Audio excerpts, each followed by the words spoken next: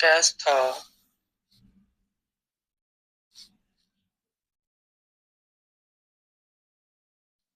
یمن کے ایک مشہور قبیلے سے تعلق رکھتے تھے۔ آپ بچپن ہی سے ذہانت، علم، دوستی اور تقوی کے باعث اپنے قبیلے میں ایک خاص مقام رکھتے تھے۔ آپ کے لقب اشعری کی نسبت آپ کے قبیلے سے تھی جو عرب کی مہذب اور مہمان نواز قبائل میں شمار ہوتا تھا۔ اسلام قبول کرنے کا روح پرور واقعہ۔ حضرت ابو موسیٰ اشعری نے اسلام کے ابتدائی دنوں میں اس کی حقانیت کے بارے میں سنا۔ آپ کے دل میں دین حق کو قریب سے دیکھنے کا شوق پیدا ہوا۔ اپنے قبیلے کے چند افراد کے ساتھ آپ مکہ مکرمہ پہنچے اور نبی کریم صلی اللہ علیہ وآلہ وسلم کی خدمت میں حاضر ہوئے۔ جب آپ صلی اللہ علیہ وآلہ وسلم کی باتیں سنی، قرآن کی تلاوت کو محسوس کیا اور اسلام کے پیغام کو سمجھا تو آپ نے فوراً ایمان قبول کر لیا۔ قبول اسلام کے بعد آپ یمن واپس گئے اور اپنی قوم کو دعوت اسلام دی۔ آپ کی تبلیغ کے نتیجے میں بہت سے لوگ مسلمان ہو گئے۔ آپ کی قوم کا اسلام لانا دین کے ابتدائی پھیلاؤ میں ایک نمایاں واقعہ ہے۔ حبشہ کی طرف ہجرت۔ جب مکہ مکرمہ میں مسلمانوں پر کفار کے مظالم حد سے بڑھ گئے تو حضرت ابو موسیٰ نے دیگر صحابہ کرام کے ساتھ حبشہ کی طرف ہجرت کی۔ حبشہ میں کچھ عرصہ قیام کے بعد جب مدینہ منورہ میں مسلمانوں کو آزادی ملی تو آپ وہاں پہنچے اور اسلام کے لیے اپنی خدمات شروع کی۔ خوبصورت آواز اور قرآن کی محبت۔ حضرت ابو موسیٰ قرآن مجید کے ماہر قاری تھے۔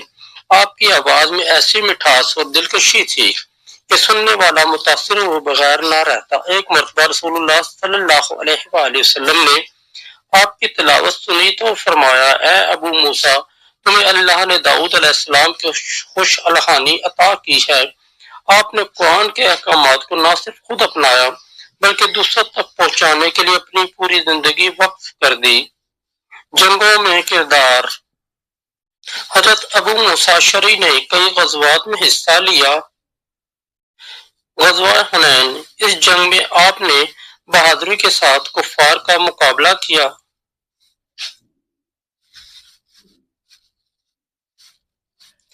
غزوہ تبوک، آپ کی جنگی حکمت عملی نے مسلمانوں کو کامیابی دلائی۔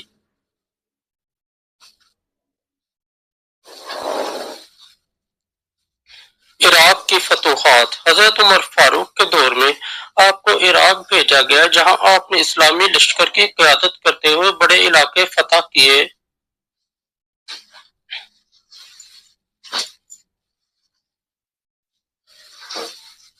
گورنری کا دور۔ حضرت عمر فاروق نے آپ کو بصرہ کا گورنر مقرر کیا۔ آپ نے اپنی گورنری کے دوران عدل و انصاف کا بہترین نمونہ پیش کیا۔ بصرہ کے عوام نے آپ کی سخاوت، دیانتداری اور علم دوستی کو ہمیشہ یاد رکھا۔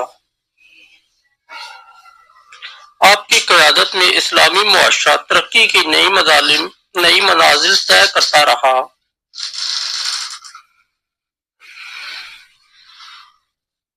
علم اور فقہ میں مہارت۔ حضرت موسیٰ نے نہ صرف قرآن کے ماہر تھے بلکہ فقہ اور شریعت کے بھی عظیم عالم تھے۔ آپ نے لوگوں کو دین کی تعلیم دی اور ان کے مسائل حل کیے۔ نبی کریم صلی اللہ علیہ وآلہ وسلم نے فرمایا تھا، میری امت کے بہترین قاضی ابو موسیٰ اشعری ہیں۔ آخری ایام۔ حضرت ابو موسیٰ اشعری نے اپنی زندگی کا ہر لمحہ اسلام کے لیے وقف کیا۔ آپ 44 ہجری میں اس دار فانی سے کوچ کر گئے۔ آپ کی وفات اسلامی تاریخ کا ایک بڑا نقصان تھا، لیکن آپ کی تعلیمات آج بھی ہمارے لیے مشعل راہ ہیں۔ کہانی کا سبق۔ حضرت ابو موسیٰ اشعری کی زندگی ہمیں یہ سکھاتی ہے کہ علم، اخلاص اور عدل و انصاف کے ذریعے ہم دنیا اور آخرت میں کامیابی حاصل کر سکتے ہیں۔ ان کی مثال ہمارے لیے ایک عظیم سبق ہے کہ اپنے مقصد کے لیے ہمیشہ صبر و استقامت کے ساتھ کھڑے رہنا چاہیے۔